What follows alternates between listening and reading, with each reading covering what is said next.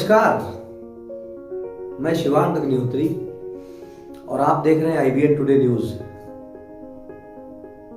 8 अप्रैल 2015 यह एक ऐसी तारीख है जिसको उत्तर प्रदेश या भारत के इतिहास में सबसे खूनी तारीख के तौर पर भी यदि लिखा जाएगा तो यह गलत नहीं होगा। उत्तर प्रदेश अमरोहा डिस्ट्रिक्ट, जहां का 52 खेड़ी गांव रात के तकरीबन 1:30 से 2 बज रहे होते हैं और गांव के अंदर किसी लड़की की चीखने की आवाजें सुनाई देती हैं।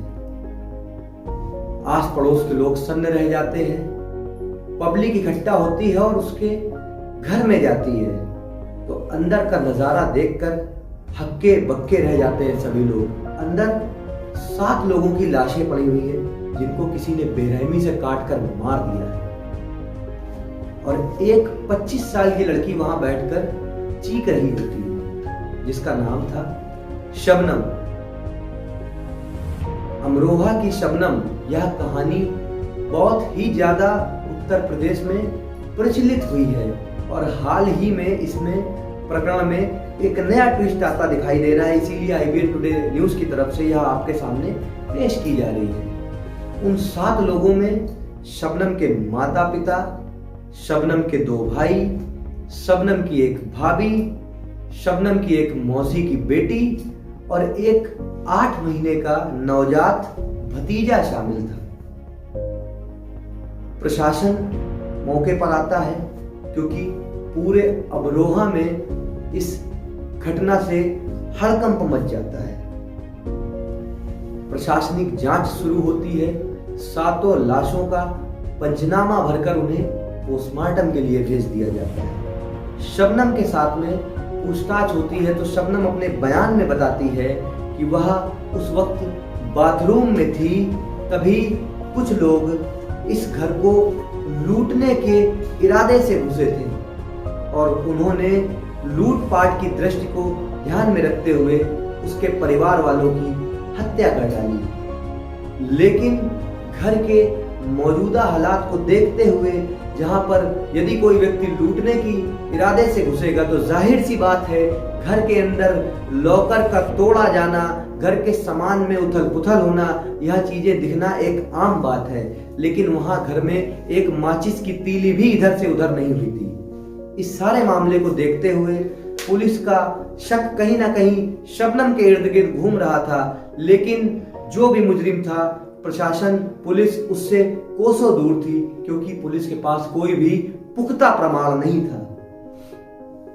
जांच तेज की जाती है और शबनम की कॉल डिटेल निकाली जाती है और उस कॉल डिटेल में यह पता चलता है कि शबनम पिछले कुछ महीनों से किसी एक व्यक्ति के साथ में कुछ ज्यादा ही बातचीत में शामिल थी और मौजूदा 2 दिनों में तो बातचीत का स्तर बहुत ज्यादा बढ़ा हुआ था। पुलिस उस व्यक्ति को गिरफ्तार करती है। उस व्यक्ति का नाम था सलीम। आपको बताते चले कि उन 7 लोगों की हत्या होने के बाद में उस घर में शबनम के अलावा एक और शख्स जीवित मौजूद था। वो था शबनम के पेट में पल रहा 2 महीने का बच्चा। शबनम उस समय पर प्रेग्नेंट थी। मौजूदा हालात ये थे कि शबनम पिछले कुछ महीनों के साथ सलीम के साथ में प्यार के परवान को चढ़ा रही थी। वो एक लविंग रिलेशनशिप में थी और वह बच्चा भी सलीम का ही था। दोनों परिवारों में हैसियत को लेकर काफी अंतर था। जहां सलीम एक और मैट्रिक भी नहीं पास कर पाया था, वहीं शबनम डबल MA थी। इन पूरे हालातों को देखते हुए शबनम ने अपने माँ बाप से अपने प्यार का जिक्र किया, उनसे गुजारिश की कि वह सलीम से उसकी शादी करवा दे, लेकिन माँ बाप ने सीधे सीधे इनकार कर दिया। शबनम को कहीं ना कहीं उसके पेट में पल रहा बच्चा खटक रहा था। जब उसने सलीम से इस बारे में बात की तो उसने कहा कि वह इस बच्चे को जन्म दिलवाना चाहता है, वह इसको पैदा करवाना चाहता है और शबनम से ही शादी करना चाहता है। तो कहीं ना कहीं शबनम के दिल में सलीम को लेकर मोहब्बत और ज्यादा जागने लगी और दोनों ने मिलकर एक खूंखार और घिनौना प्लान रचा। प्लान यह रचा कि शबनम और सलीम ने मिलकर तैयारी की कि वह शबनम के पूरे परिवार को मौत के घाट उतार देगा, उसके बाद दोनों शादी करेंगे। दोनों के साथ जब कड़ी पूछताछ होती है तो दोनों अपने गुनाह को कबूल लेते हैं। अब गुनाह कबूले जाने के बाद में शबनम जेल में भेज दी जाती है। अब आप सब यह सोच रहे होंगे कि जो 2 महीने का बच्चा शबनम के पेट में था उसका क्या हुआ। तो आपको बताते चले कि उस बच्चे ने इस धरती पर जन्म लिया, ना कि जन्म लिया बल्कि भारत सरकार ने 7 साल की उम्र तक उस बच्चे के लिए शबनम की ही कस्टडी तैयार की। शबनम ने उसको पाला 7 साल की उम्र तक। उसके बाद शबनम के ही कुछ करीबियों के साथ ऐसे एहसान थे, जिन करीबी ने 2 मियाँ बीवी थे, उन्होंने उस बच्चे को गोद ले लिया और उसको पाल पोस कर बड़ा किया। हम मीडिया को यह अथॉरिटी नहीं प्रोवाइड करते हैं, हम इतना अधिकार नहीं रखते हैं कि हम उनकी पहचान इस मामले के आगे ओपन करेंगे। लेकिन उन्होंने जो भी कार्य किया बहुत ही सराहनीय कार्य किया कि उन्होंने उस नवजात बच्चे को पाल पोस कर बड़ा कर दिया। आज हालात ये हैं कि शबनम 12 सालों से अपनी सजा काट रही है। जिला अदालत ने उसको सजाए मौत दी थी, उसके बाद हाई कोर्ट में अपील की गई जहां से उसकी सजा बरकरार रखी गई। मौजूदा वक्त में शबनम ने जब प्रणब मुखर्जी भारत के राष्ट्रपति थे तो उनसे भी गुहार लगाई थी कि उसकी सजा माफ कर दी जाए, लेकिन उन्होंने भी सजा पे अपनी मुहर लगा दी। आज हालात ये हैं कि मौजूदा सरकार शबनम की फांसी को लेकर सख्त हो गई है।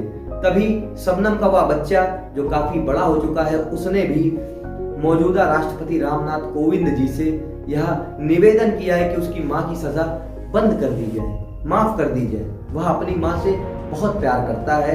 मौजूदा सरकार में कुछ हलचल भी मचना शुरू हो गई है। लेकिन हम बात करेंगे, इस मामले को हम इतनी घिनौनी दृष्टि से इसलिए देखते हैं कि शबनम ने जो भी किया, यदि उसकी मानसिकता के हिसाब से वो ठीक था तो ठीक था, लेकिन उन 7 लोगों की मृत्यु में एक 8 महीने का नवजात शिशु भी शामिल था, जो उसके ही भाई की औलाद था, जिसने इस भारत को, इस धरती को, इस देश को, इस यहाँ की संस्कृति को ठीक से देखा भी नहीं था। उसकी क्या गलती थी जो उसको मौत के घाट उतार दिया गया। मौजूदा हालात ये हैं कि अमरोहा डिस्ट्रिक्ट के अंदर बावनखेड़ी गांव और उसके आसपास के इलाके के गांवों में लोग अपनी बेटी का नाम शबनम नहीं रखना चाहते हैं। उनको नफरत सी हो गई है इस नाम से। IBN टुडे भी इस तरीके की महिलाओं की और ऐसे लोगों की कोटि कड़ी निंदा करता है जिन्होंने इतना घिनौना अपराध किया। मौजूदा सरकार शबनम की फांसी को लेकर थोड़ा हलचल में तेज हो गई है। जो भी पेशकश, जो भी फैसला निकल कर आएगा, IBN टुडे की तरफ से आपको अवगत करा दिया जाएगा। धन्यवाद।